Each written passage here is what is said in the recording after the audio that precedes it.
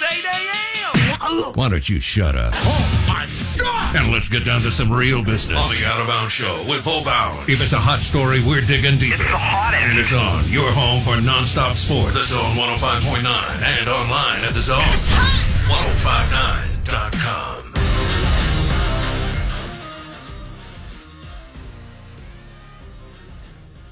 Good morning, good morning. Welcome in. We are the Out of Bounds Show, 105.9 The Zone ESPN. We're streaming live on the Out of Bounds radio app, and the show is brought to you by the Bone-In Ribeye at Kessler Prime in the Renaissance. Visit KesslerPrime.com to make a reservation. They've got a great bourbon selection, including several options of Four Roses, single barrel, and small batch at Kessler Prime. Our Twitter handle at Bo Bounds. The Mississippi Ag John Deere Tractor text line is 601-885-3776. We are going to go to the Modelo guest line. Welcome in Brad Henderson, Ole Miss baseball color analyst. And Brad joins us on the Out of Bounds Show. Brad, last weekend's series could have gone either way. So what does Ole Miss need to – of course, LSU may be the right medicine because this is a team that is struggling. But what does Ole Miss need to do to take the series this weekend against LSU? Well, Bo, thanks for having me on again. And obviously the elephant in the room is that bullpen right now. You know, Ole Miss – I thought Ole Miss played well enough to win the series in Starkville. But, you know, we give up the lead there in the sixth on Sunday, and you go back and look at some of the stats.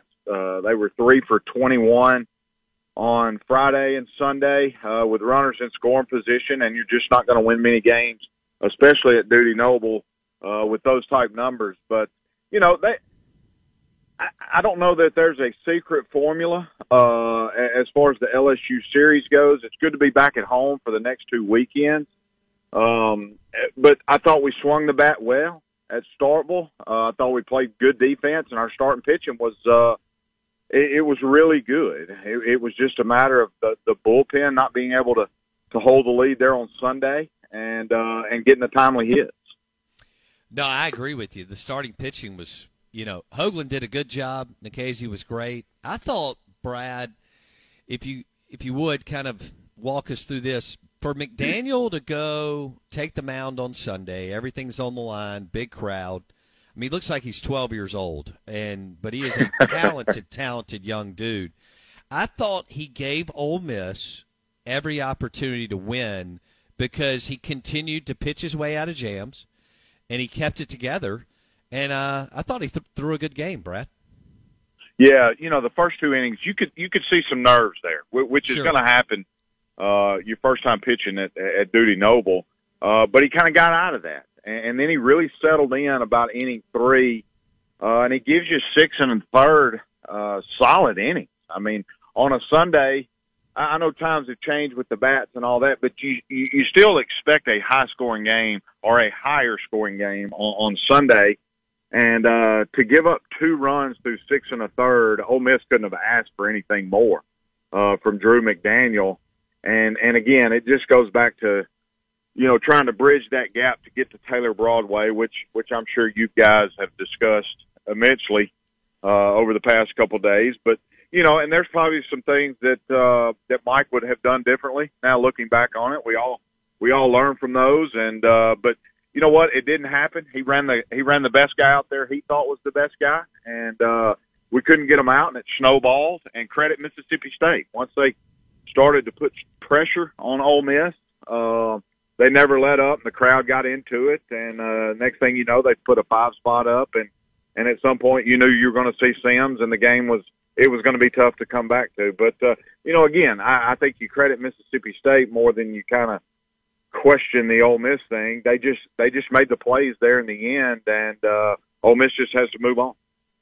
Brad Henderson on the Modelo guest line. Ole Miss will take on LSU this weekend, and as Brad said, they'll be home for the next couple of weekends. This is a huge weekend with the spring game and everything going on in Oxford. Mississippi State struggled at times over the weekend too. You mentioned their bullpen. What was your impression overall of Mississippi State's team now that you got to see them for 27 innings, Brad? Well, I thought they were solid. I'll be honest. The starting pitching, this probably wasn't their best performance. If you told me that McLeod would only go 5, Bednar, would only go 3, and Fristow 2, I would say Ole Miss has a pretty good chance. And it wasn't their weekend as far as it just wasn't as sharp as they've been. But Lemonis, I think, saw that and had the luxury to go get them early and depend on his bullpen, which kind of weathered the storm. Really, other than Saturday. But again, I thought their team speed was really good. I didn't realize how fast, Allen and Skinner and Jordan, they put a lot of pressure on you. And then on Sunday, when it mattered, the bottom of that lineup that has kind of scuffled all year, got that thing rolling there in the 6th inning, and I thought that was the game. But you knew it was going to be tough. They were going to have 12 to 15,000 that were going to be loud. The in-state rival was in town, and but I thought really good all the way around.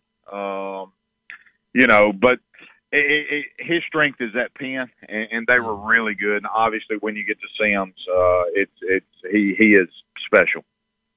Let's talk about Jacob Gonzalez. He's a future star. What do you see in his game, Brad? Well, I see maturity. It's unparalleled for a freshman to come in and do what he's doing. He's hitting over 300. He's played shortstop every game. But the way the kid carries himself, he's a real quiet guy. But he's got a business-like approach.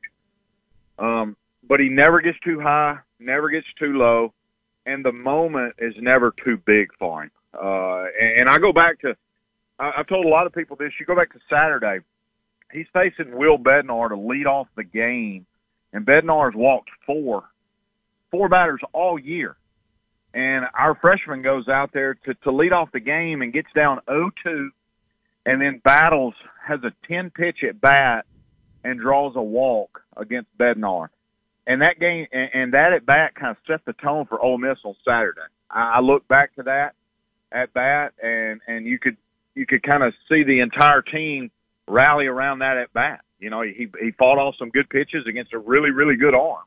But it set the tone for Saturday, and that's kind of what he brings to this team. And he's a silent leader, but he's going to be really special for 3 years at Ole Miss for sure. Yeah.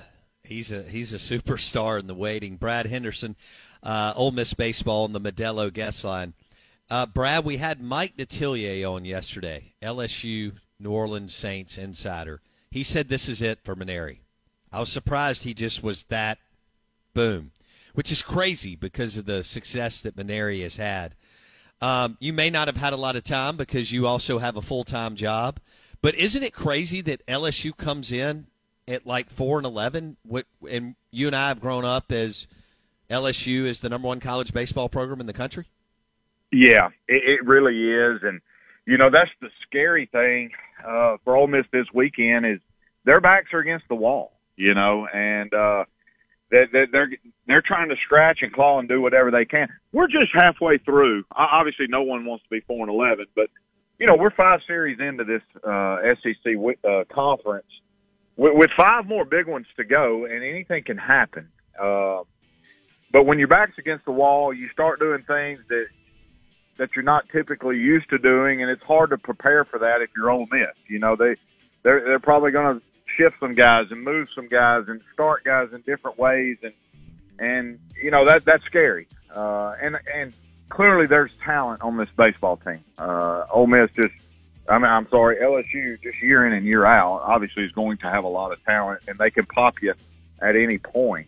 I'm glad we get them at home. It's going to be a big weekend here in Oxford with the Grove Bowl on Saturday, and we've got LSU Thursday, Friday, Saturday. But Ole Miss will certainly not take this group for granted.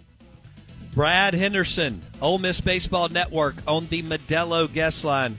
Thanks, Brad. We appreciate it. Talk next week.